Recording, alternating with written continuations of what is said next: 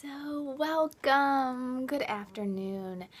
I just wanted to welcome you all to this part of my journey. I'm so excited to get back into the world of blogging, and I'm starting to vlog. This is a new thing for me. I've been a blogger for 8 years, and I've never really gotten into the vlogging part of it and doing videos. I think I wasn't comfortable with it, and you might notice me. Today I might be looking down at my notes, but I have a really important message for you. So I welcome you on my journey. I'm so excited to be here with you and to share our lives together, being mothers.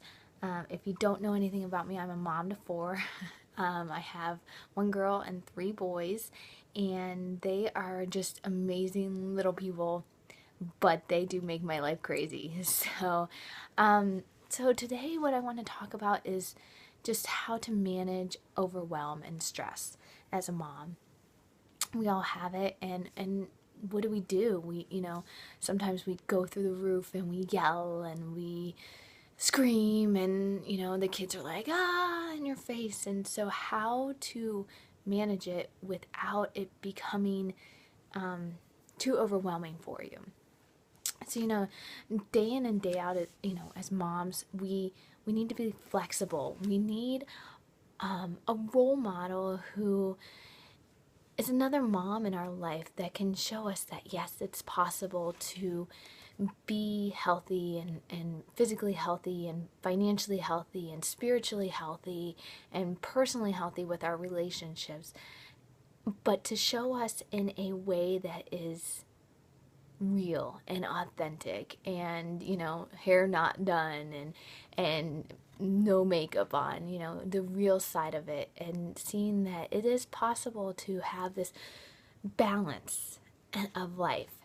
And so you want someone to see your dirty dish. You want to see that this person has dirty dishes and maybe skips a workout once in a while and isn't zen all the time, and yes, is snacking, but to also see the good motivating side of that person that can push you to reach your goals. And so it's hard for me. It's hard to model someone who doesn't have kids. It's hard to say, oh, look at them, they're so wonderful, I love everything they say. And that's true, I do. I think what they're doing is great. There's a lot of great spiritual leaders out there, and people that have this balanced life. But for me, it's hard to model that because they don't have kids in their lives. They are able to be free and travel and meditate for 30 minutes a day in the morning and wake up whenever they want, and work out for an hour at the gym, and then relax in their shower, read a book for 30 minutes a day to an hour, and then journal about it for another 30 minutes. I mean, right there, that's like 3 hours of time in the morning to just get started. And trust me, I don't have that. I maybe have 35 minutes of alone time all day, and you're getting it right now. So and I try to use that to work out as much as I can. Sometimes I have to skip, which is fine, but you'll find me in the bathroom with my back up against the door saying, okay, I'll be out in a minute, I just want to finish this 4-minute meditation, or I just want to write in my 5-minute journal about what I'm really grateful for today. And you guys are not making me feel very grateful right now, but you know what, that's real life. And I do have balance in my life, but it's on our terms. It's in between diaper changes and me getting kids ready for school and making lunches and picking kids up and getting snacks and playing toys and playing more toys and changing clothes and giving baths and putting kids to bed and running them to soccer and dance and football and music class, getting dinner ready. I mean, the list goes on and on and on. But I have it, and I make the time, and it's wonderful, and I feel relaxed. I really truly do. I'm working on it. I'm feeling very relaxed about everything, and I'm learning how to manage overwhelm and stress and not have so much of that in my life. My friend Kathy Savage, and she's a mentor of mine, she also said, you know what, we can't schedule diaper changes, and she is dang right, because that's for sure. But what we can do is make little changes every day that add up to big changes over time, so that it's not overwhelming and I'm not like, okay, today we're going to meditate for half an hour and you're everything I said before.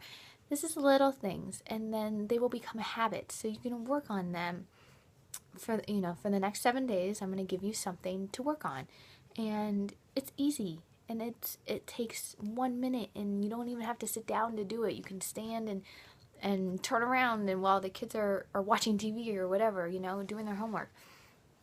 So because if you knew what I did every day right now, then you might write it off. Because the thing is, I've had this journey that I've been going on for several months, 6 months now, that I've developed habits that I do every morning. So I'm not going to even tell you what I do, because I don't want you to write it off for yourself.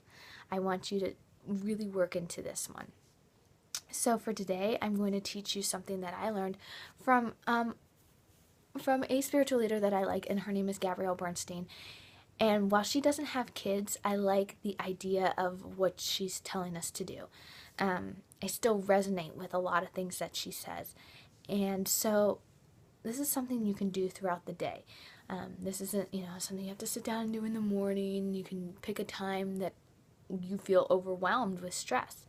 So what I'm going to ask you to do is first deal with the problem, and then walk away and take a deep breath. Take 3 deep belly breaths. And in those breaths, what you're going to do is you're going to kind of reach out to your higher power, whatever it is for you. For me, it's like an inner guide, the universe. It could be God, it could be angels, it could be whatever it is that you resonate with.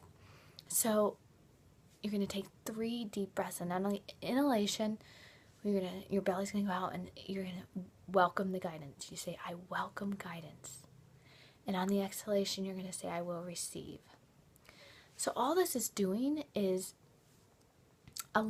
you're allowing your higher power to come into you and to really give you the guidance to manage the stress. And with these deep belly breaths, it takes you down. You clear your mind, and it relaxes you. It's just something about the breath. And then what I ask you to do when you're done with your kids, and it's so much fun, I tell you, that anybody can do this. Anybody. Shake it off. Literally. Turn on your music, one song, everybody loves it, and dance. Literally dance your cares away. I mean, the catharticness of dance is it just helps so much. It'll just release it. And you know what? Acknowledge the feeling that you have. If it's something to do about finances, that's fine. Acknowledge the fact that you're worried about the next credit card debt. Don't dwell on it. Breathe it in, welcome the guidance, and receive the guidance. And then shake it off. And so next week, I'll give you my tips for what I do next. And this is just, we're going to go one by one. But for the next week, breathe. Just breathe. It's going to be okay, I promise. And then shake it off. Till next time, thank you. Bye.